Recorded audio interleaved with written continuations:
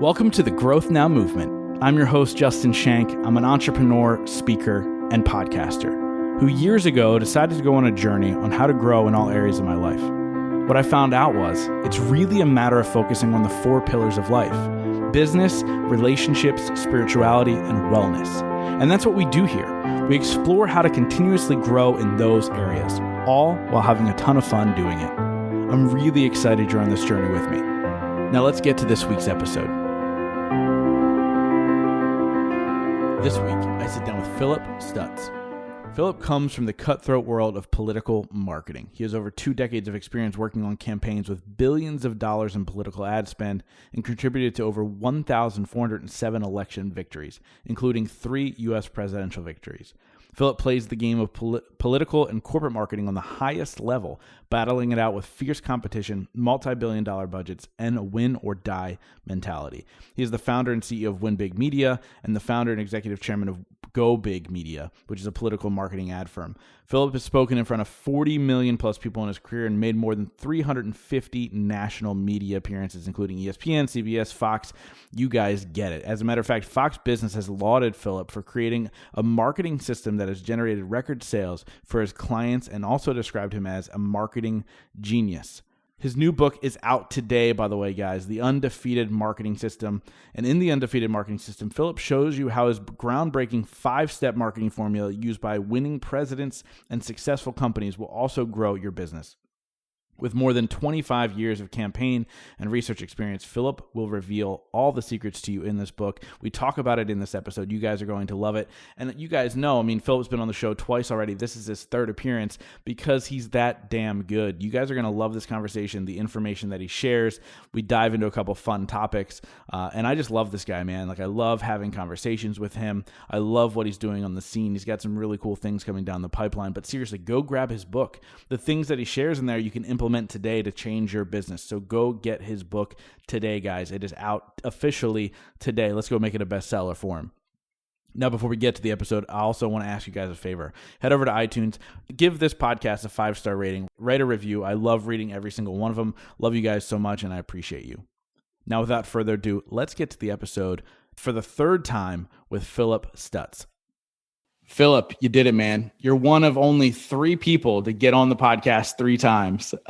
So honored to have you back. I appreciate that, man. I have this weird, unique ability to show up on people's podcasts multiple times. I think James Altucher, I think I'm like 9 times on his, and it was between Tucker, Max, and me as the most appearances on there. And I think I just did in the launch of this book. I just did Dr. Drew. Do you know who Dr. Drew is? Dr. Drew Pinsky did Celebrity Rehab, and what was the television show on MTV? He had Loveline with Adam Carolla.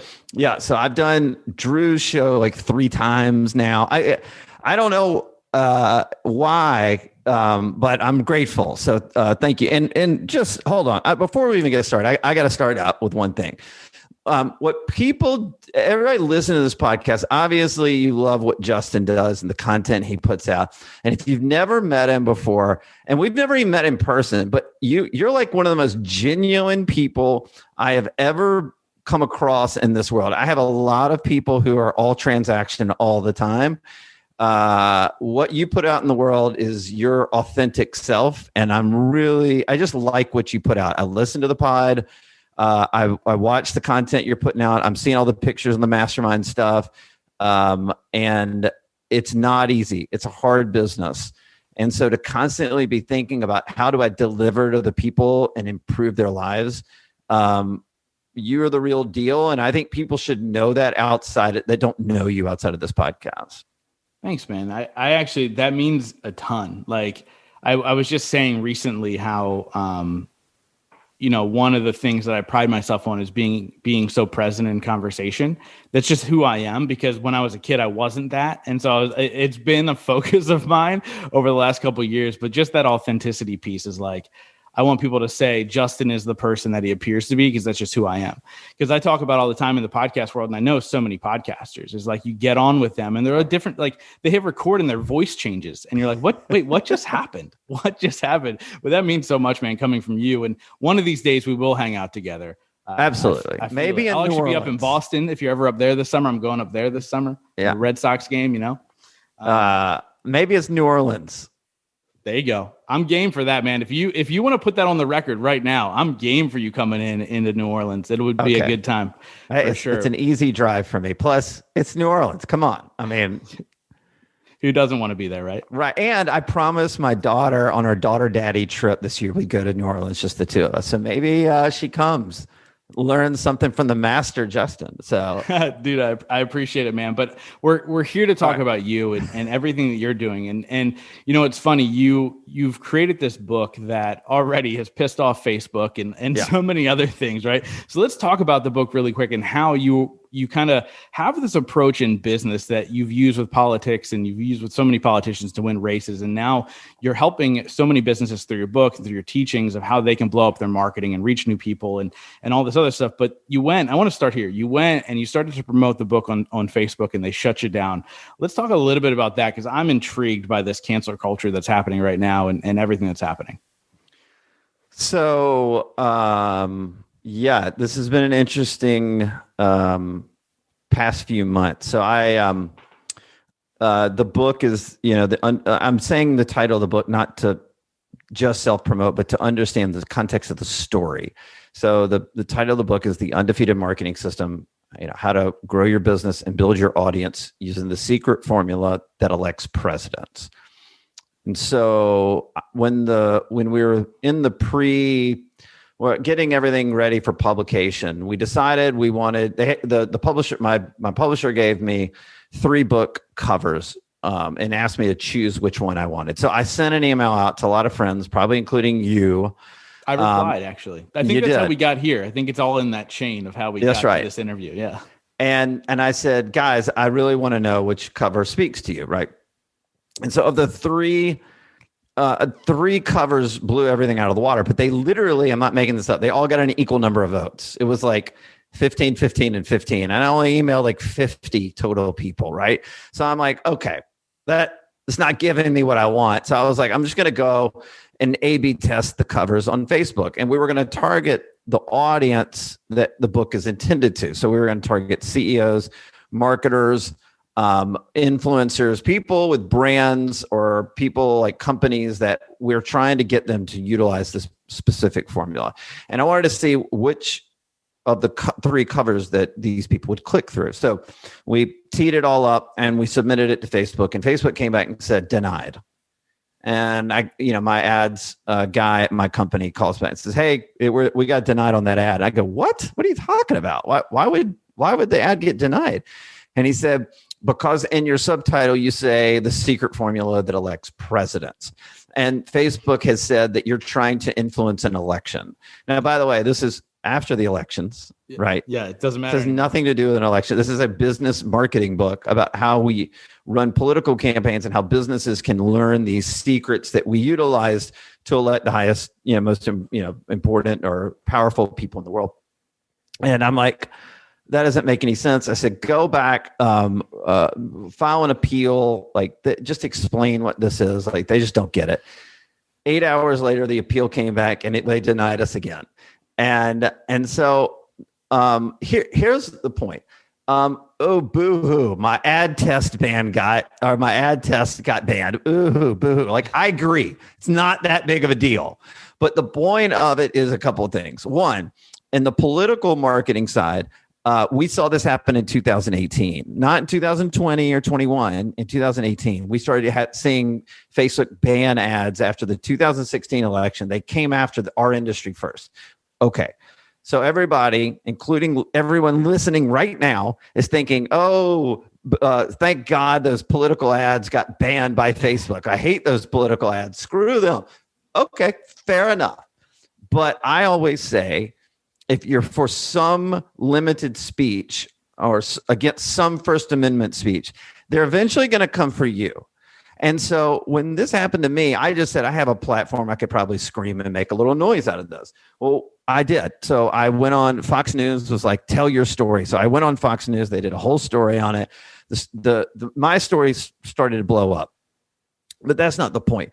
The point is what happened after that. So what happened after that was A guy named, this is not the craziest story. I've got two stories I'll tell you. For one, this guy named Justin Donald.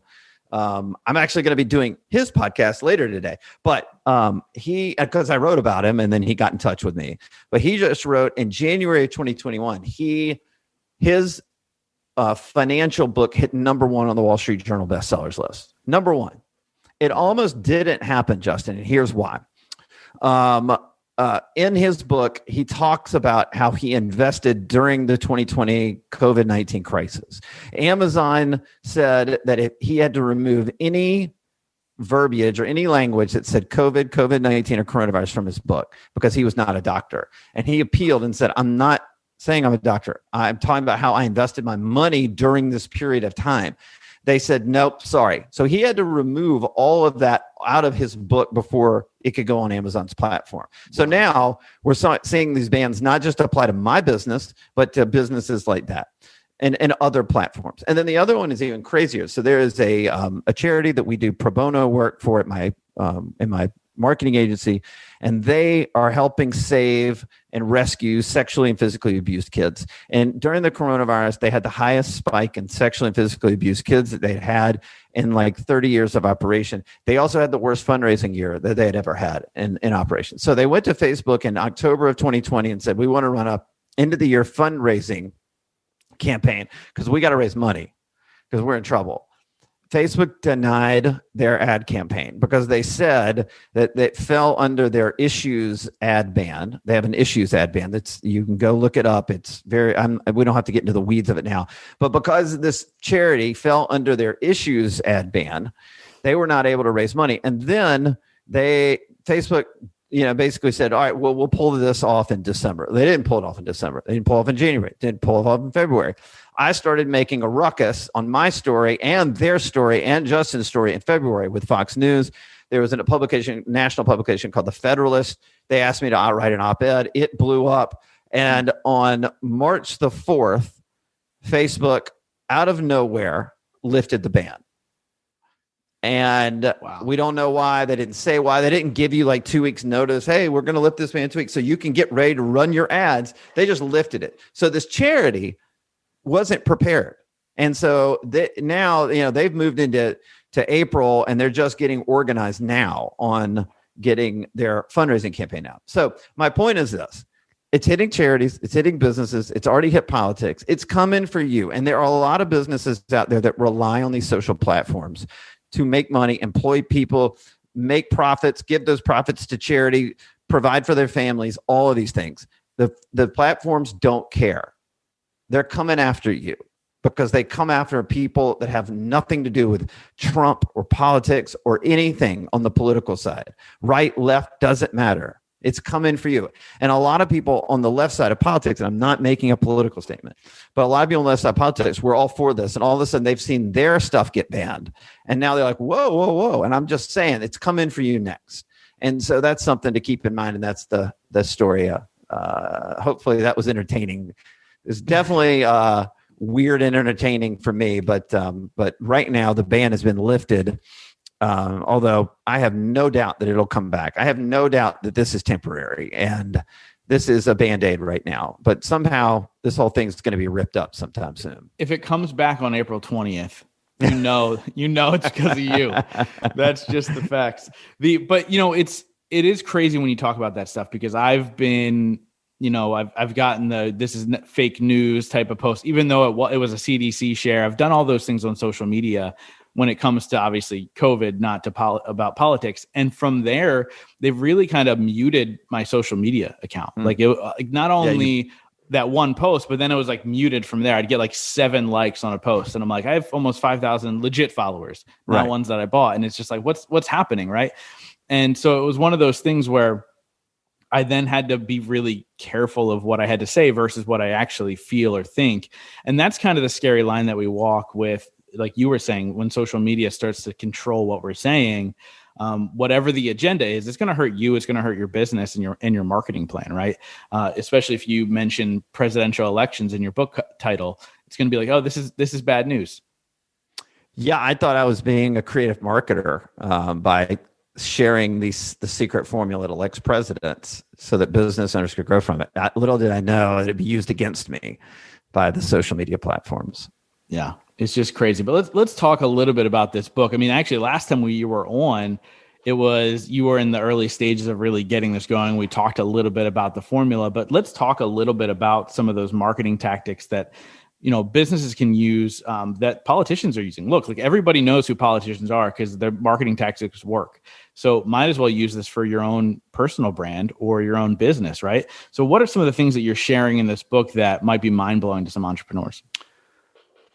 Well, here's I'll give you a couple interesting stats. Jonah Berger from the Wharton School of Business in your neighborhood has come out and said that we are seeing up to 10,000 ads a day, each of us up to 10,000 ads a day, offline and online. That is crazy. Unreal. Right? Yeah. And the reason you're shaking your head is you don't even realize it. Okay. Well, if you're a business owner and you're marketing your business, that's what you're competing against. And that when you have generic crap, then most of us think we only see about 100 ads a day. And so what I'm trying to do, and the other thing is, every business owner I've talked to is ultimately very frustrated with marketing. They don't understand the platforms change, the algorithms change, the ability to target changes. Some things catch fire, some things don't. No one understands anything. What worked yesterday all of a sudden doesn't work for no apparent reason tomorrow.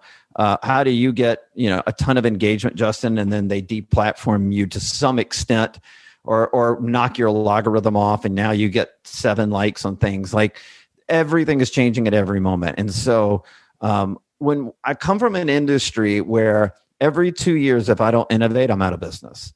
Every 2 years, if I'm not electing more people and changing the game, my business model on the so I have a political marketing agency and a corporate marketing agency. They're totally separate. But the political marketing agency, the whole mission it started with is in 2015 is not what it is today. We have to change because everything is changing at such a pace that we have to keep up with it because we have elections every 2 years. We have a deadline. We have election day. Either I win or I lose, either I win or I'm out of business. And, it promotes more innovation and more speed than anything you could ever imagine in marketing. And in fact, what this book is really an interesting read on is this. It's a modern day historical look at how political campaigns have evolved to be the most innovative marketers in the world. It starts back in 2000. We go through the Bush election years. We go through the Obama years. We go through the Trump election. We go through the Biden election. And we go through and tell you exactly how they innovated in those and what they did tactically, like you said, strategically, how you did things that you can apply in your business. But I walk through this. So if you want to know, like, if you're interested not in right versus left, not versus hate versus love or all that stuff, I'm not talking about that. If you want to know the modern history of political marketing campaigns, I lay it out in the book. And then why I think that's important is I think it's the political marketing is 1,000 times more innovative than corporate marketing is now. And so then I basically lay out what is the exact formula we use, the principles that we use to elect a president, a senator, a governor, a congresswoman.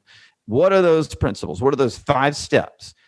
Because in our business, we have to do everything we do is about, we have to eliminate risk every step of the way, and we have to be innovative. And so many business owners, tell me if this sounds familiar from what you've heard from the people you work with. They go, man, I threw up a bunch of Facebook ads and nothing worked. Yeah. And I go, 100%. Well, hold on. Why? I tell the business, well, why did you run Facebook ads? Because Facebook, everybody's there. And I'm like, well, how do you know your customers are there? Or if they are there, how do you know they're buying products and services like yours on Facebook? Because I can tell you, but if you're just guessing, you're going to spend a lot of money and you're not going to, or you're going to be guessing whether you hit the lottery or not. And by the way, you may hit the lottery. I can happily tell you some fun stories on that, but you can hit the lottery, do really well. And then all of a sudden, 2 months later, they change the rules on you. You don't know. And so the book is really a step-by-step process to eliminate your dollar risk all along the way on marketing and guarantee you win. I'm going to give you this quick example, but the bottom line is this. Every business we've worked with that has followed these 5 steps has grown. Every single one of them. Every one. We worked with an e-commerce company. This woman had built an Instagram following around hair care products. And she had built about 500,000 Instagram followers. She had built $1 million business selling hair care products. She came to us and said, I built a 7-figure business selling hair care products. I want to go to Facebook, like I said earlier. And I said, wow, why do you want to go to Facebook? Well, it's owned by Instagram. I crushed it on Instagram. Feels like a natural place to go next. Awesome. Love that idea.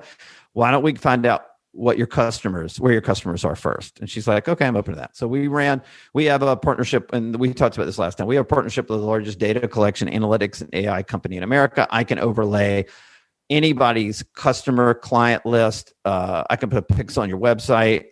I can build a lookalike audience, but then I can track those people online, find out what they buy, how they scroll, what they search for, and then I can build out a massive report. So for this particular client, we found out we overlaid her, 50,000 customers online, and then we tracked their movements for a month.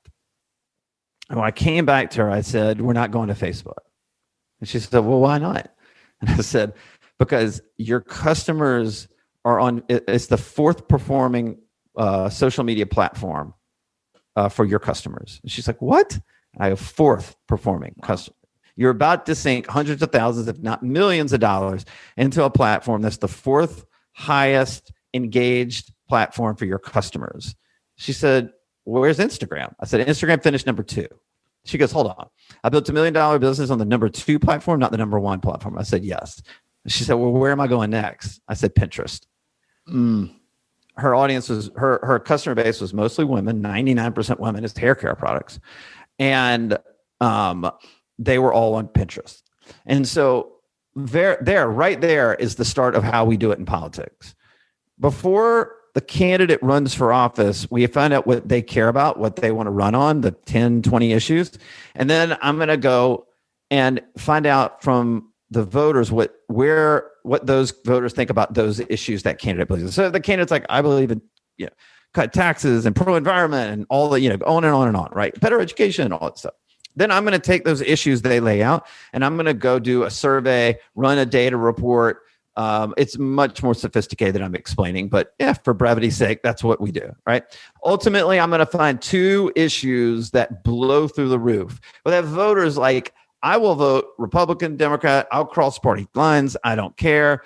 If that candidate believes in this, this particular policy position, I'm going to vote for him. It has to be in alignment with what the candidate believes. I'm not telling a candidate to go out and run a campaign and something he or she doesn't believe in. I wouldn't do that. It has to be in alignment. And once so that's step 1. Where do you find alignment? Where do you find alignment? Not only in the message, but where these voters are, how you're going to target them, all this stuff. So once you get all that data back, the dumbest thing you can do is go run a bunch of ads. You need to put a plan together, which is what we call step 2, which is a strategic plan. You got to put it all together. How does it work together? How is it cohesively working together, right? So we put together a strategic plan as step 2. Step 3 for us is now we go build the brand, or in a company's sake, we rebrand that company. And the reason I say it is this. Before you go spend a bunch of ad dollars, or if you're a political candidate, before you send voters to your website, you better damn well be ready that that website speaks to them. So why would you waste your dollars spending ads on a website that doesn't resonate with the voter, or in the case of a business, the customer or the client? Right. So we work very hard to get the brand right, to focus in on 1 or 2 issues. And then after that, we're going to go test the ads. So what I mean by that is this. Let's say we find 2 messages we know are going to crush for a candidate, political candidate. Then I'm going to test it many different ways. Just because that issue, let's say it's taxes, and I write a great case study in the book, or a story in the book about how we were working on the New Hampshire governor's race, and taxes was the number 1 issue. But the way that what we found in the data was men just wanted the damn tax cuts and wanted to hear about tax cuts. Women wanted to know how the tax cuts affected working families. So that's two very different campaigns that we had to run in order to be successful. And so we had to test those out. And a great example of this is in the 2016 campaign. And I write about this. Trump's marketing team would run one message, one ad on Facebook 162 ways in the testing phase. They would run a green background, a blue background, a red background, a woman in the ad, a man in the ad, a different fonts, different font sizes, the language, the fonts in the right corner, the fonts in the left corner. They did it 162 ways. And ultimately they would find 8 or 9 of those ads blew through the roof, and they couldn't explain why. They just knew it kicked. It just kicked like crazy. So they were like, great. Now that we know what works, and this is step 5, is now we're ready to launch the marketing campaign. We know what your customers want. Your brand is in alignment before you spend dollars. We tested those messages and those targets before you went out and spent a ton of money. Step 4, this testing phase is low dollar testing, not high dollar testing, low dollar testing. So now you're ready to run the full ad campaign, right? So this is the 5 steps. When I walk through it with businesses, either they don't follow any of the 5 steps, or they just go straight to step 5.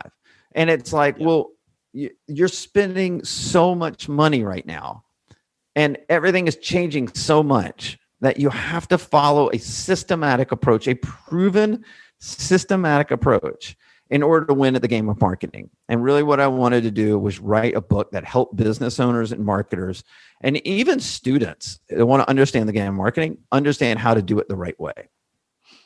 I love that. And it's so true, by the way. I've been guilty of going straight to step 5 at we all a have virtual event. Right. My virtual event I did back in September, I lost thousands of dollars on because I went straight to step 5 because I didn't have in my opinion, I didn't have the time to get it done because I thought about running ads too late, right? So like you think about all these steps and the testing and what works, and do you drive them? And then you have the whole entrepreneurial mindset of, do you send them to the free lead magnet and then the email drip and then whatever else beyond that versus, okay, from 0, can you get them to buy something kind of thought process, right?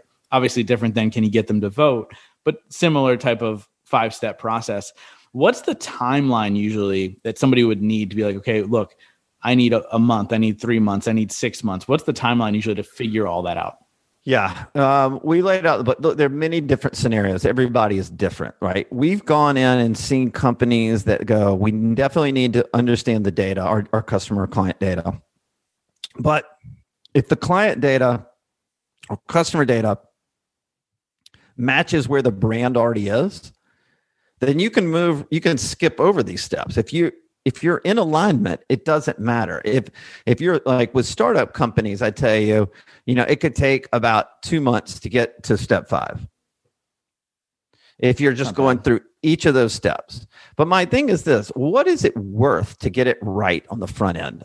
We worked with a national pest control company, and they came to us. They had spent 1.8 million in marketing and lost 2 million in market share after spending 1.8 million in marketing because they ran their entire marketing campaign on discounts. Everything was revolved around discounts, and it crushed for them for years. And then all of a sudden it didn't. So they came to us. We overlaid their hundreds of thousands of customers. We went into a certain region of the country, hundreds of thousands of customers. We tracked their movements online. We came back and said, we got a big problem. Your customers think discounts are cheap. Their customer base was over 55. They were in the upper income bracket. They had discretionary income. They wanted safer green products. Their kids were out of the house, so they were contributing to charities more than they were spending money on their kids. And they had nothing that appealed to anything on their brand or in their ads. We also found out from our data that they were bundling services all over the place. So they saw saving money and looking smart as bundling, not discounts. But when they saw discounts, it made them think it was unsafe because they had money. They didn't care. Right. And so we did the 5-step process. Now remember, they had spent $1.8 million in marketing and lost $2 million in market share. And so we came to them, we worked through the steps. In month 5 or month 6, I can't remember, that they worked with us. So once we launched, then we constantly optimize their campaigns, and we're following the data and we're improving results on a daily basis. In month 5 or 6 of working with us, they had the greatest month in the history of their company. So what was in 36-year company? What's more important? Is it being a little slower to get it right and spending some upfront low dollars upfront, or is it just going out and guessing and doing it wrong, right? And so this is what we find over and over and over again. And then COVID hit, right? And so many businesses didn't shift their message and how things had changed and what customers wanted. They just totally want something different. If you want to know what that was all about, go back and listen to our conversation when we talked over the summer last year. So, but yeah, because of that, we're obsessed with data, especially customer data or client data. Actually, I got one other story on this. I got to tell you, it's super cool. And it was a B2B story. So I live in Florida, and one of our clients is one of the biggest title companies in the state of Florida. So you buy a house, buy an apartment, or you buy a condo, you go to closing. The title company is sort of the broker, right? Your real estate agent is the one that goes, oh, you're going to go to the closing on the 15th, and we're going to meet at this title company, and if you're buying a house, you don't think about like, oh, I need to use the right title company. No, you turn it over to the real estate agent. So their customer in the B2B market was real estate agents. Okay. So we overlaid all the real estate agents in their market. And we found out in our data, this will blow your mind. We found out that 72% of the real estate agents owned dogs. Why? Because they were searching for dog products. They were buying dog products. They like certain dog, pages on social platforms, all this stuff. 72%. If you knew that 72% of your customers like something, wouldn't you be marketing to that? So you're like, what? Well, a dog in every ad. We have dog ads now for them. We have dogs that are on their brand site. We have dogs. Dogs go to their office now and freely walk around the office, right? Because the real estate agent comes in and goes, I love dogs. This is the best thing ever. And it's not. Real estate agents don't pick title companies because they have dogs. Just like I told you, the pest control company, right? Story. No one chooses a pest control company because you can bundle termite and pest services, or because we bundled services, or that we sell green products or anything like that. No, they want bugs dead. Yeah. And real estate agents are just like, make it convenient, right? So that's cool. You've got to address that factor. And in the bug company's story, like, you're going to Google pest control company because if you find bugs in your house. And then you're only going to look at 2 or 3 options.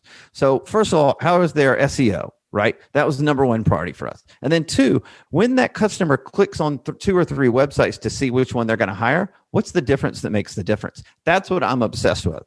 And with the title company, it's the same thing. The real estate agent's like, oh, there are a couple title companies. Oh, I clicked on the site. Oh my God, there's a dog there. That's the difference that makes the difference. There's a connection. I use data.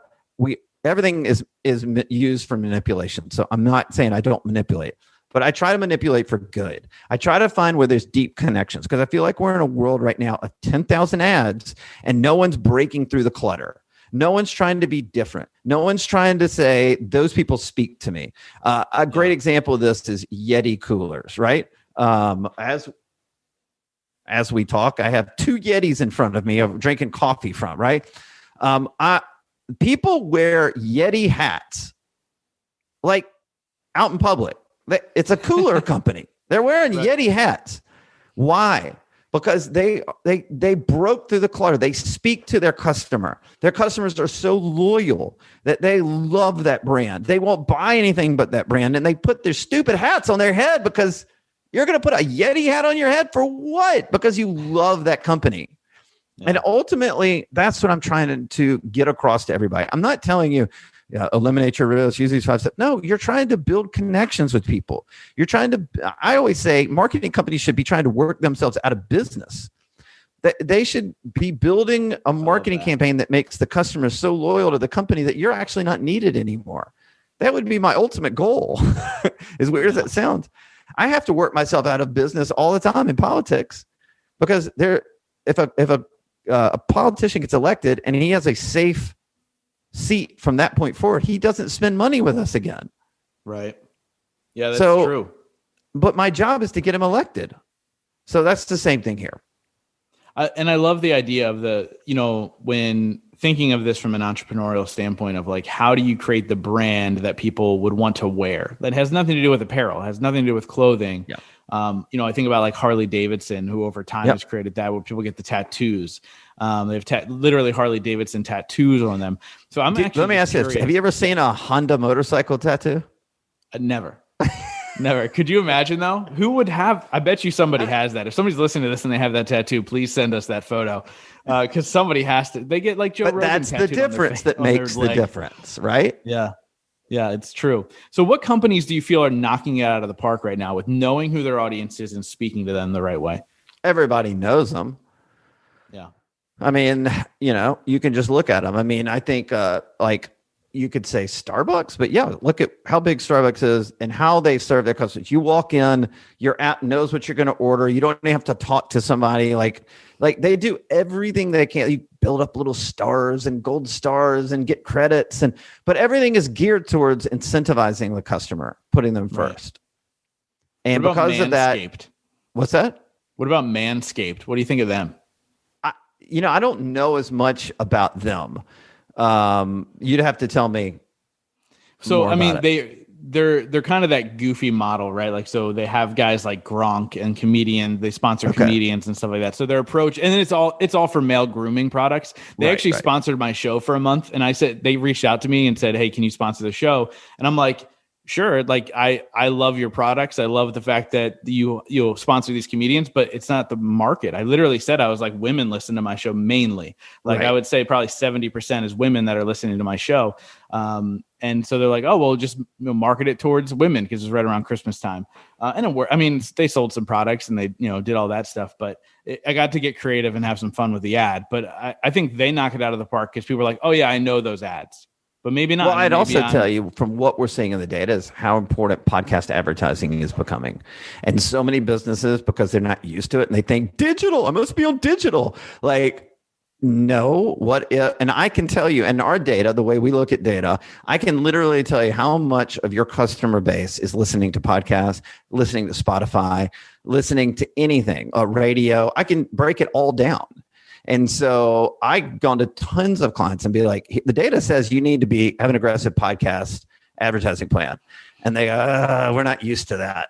And I'm like, all right, I can lead them to water. I can't make them drink. Right.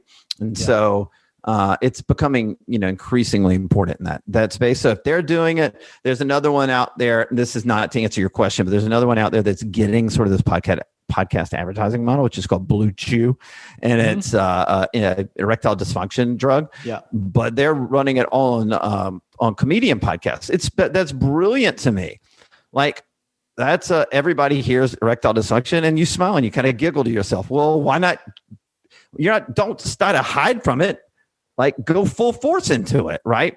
Yeah. So you got that. Other brands, obviously Apple, but then you can see Samsung has made a huge dent in that market of loyalists. I mean, there are Apple, huge chunk of the Apple market that buy the first launch of anything, anytime, anywhere, no matter if they need it or not. That's crazy to me, right? That's what you're trying to achieve. And Yeti, I think, is just a great example. Like Yeti is now making documentary films.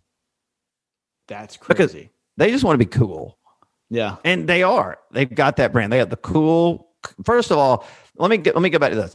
The one key thing to this whole thing, and you can tell me on Manscaped or not, the one key thing to this whole thing is the product has to be badass. If the product isn't badass, then it ain't going to do anything. But if the product is so badass that people are like, I love this, that's when you have an opportunity to blow up. Because if you take advantage of the fact that people are loyal and love you, then you are going, you're going to have an infinite, you're going to be infinite in the way you can grow the business. Yeah, I mean, it's a phenomenal product, and they're not paying me anymore, so that's a real review of the product, and I love everything that you're saying, and I could probably say this. I'll have to go back and edit this out if it doesn't come out by then. But you mentioned Samsung and them kind of competing a little bit with iPhone. They're about to jump into the podcast game. They're coming out with their own app, which will be specifically on Samsung products, which is a quick and easy access left to right swipe.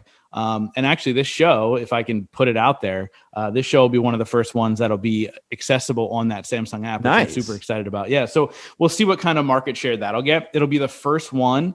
It'll be the first app that's easily accessible and immediately on any kind of Android phone, period. And so that'll be kind of cool. Yeah, it'll be, thank you. I appreciate that. So it's supposed to come out it was supposed to come out last week. So let's just hope it's out by April 20th and I don't get in trouble for talking about it before it's actually out. There you go. So it should be there, but something that's super exciting. And then I'll say this, the genesis for this was a story of massive failure. And that is that right when we started our corporate marketing business, I was utilizing all the things I write about in the book, but I wasn't using it in a formulaic way. I wasn't using it in a step-by-step process. I was choosing, just like a lot of marketers do, I was choosing different ones to use. And we worked for, at the time, this is back 4 or 5 years ago, but I had a supplement company. They're about to be a 9-figure supplement company, biggest client we'd ever landed. So I was super excited. And we brought them on board and we started having some good results on a few things. And then he said, hey, our biggest platform to sell products on is Instagram. So I want to run a campaign on our highest selling supplement. We said, awesome. And so my team, we have a full creative team here. So we took, like model shots of the supplement of the bottle, and we were about to post it on Instagram. And the owner calls me and was like, what the fuck are you doing? And I go, what do you mean? And he said, dude, you can't post a picture of a bottle without a human being in it, or it literally be the worst engagement I ever have, and my algorithm will totally bomb. And you can't, how do you not know that? And I said, oh man, my mistake, we'll fix it. We'll make it better. He goes, all right, man, I'll talk to you tomorrow. Well, that was the last time I talked to him because he ghosted us. Biggest client I ever had. Wow. And the problem was that I was like, man, I got to solve a problem. And as an entrepreneur, kind of sucks when you get to that point, but I kind of like solving problems. I'm like, all right, we're going to go solve this problem. And so I worked for like 3 weeks. I was just writing every day. What is it we do? The principles, obviously the execution is totally different. What are the principles we use to get politicians elected, to get presidents elected? And then how am I doing it on the corporate side? And what do I need to change? And what I realized, I wrote out the 5 steps. And what I realized is this is how everybody in political marketing runs political campaigns, but we've never sort of spoken about it. It's just inherent. And so for me, I went, oh my God, no one's ever talked about this specific formulaic way of doing it. And then I'm going to start doing it with all of our corporate clients. And then that's the point where we literally changed every corporate client we had, and we started following the 5 steps, and every single one of them since then has grown that has followed it. And, I tell you that because, again, principles are the same, execution is totally different, but it works. And the crazy thing is, as I started brainstorming through this, Justin, I realized that almost everything we do in life follows this 5 steps. I put in the book, I did an example of marriage follows these 5 steps. Sports teams follow the 5 steps to win championships. Trial lawyers follow the 5 steps to win court cases. Venture capital companies use it to invest in companies and have exits. Golfers use it with a golf pro and learning how to become a better golfer. It's ubiquitous. It's everywhere. And I'm going to walk through sports in a second. But like the only group of people that's not utilizing it right now are marketers. And so I went, man, this is something no one is doing. And I wanted to bring that to the marketplace and explain it. Now, how does it work in sports? What's your favorite team? Your NFL team? Are you the Eagles?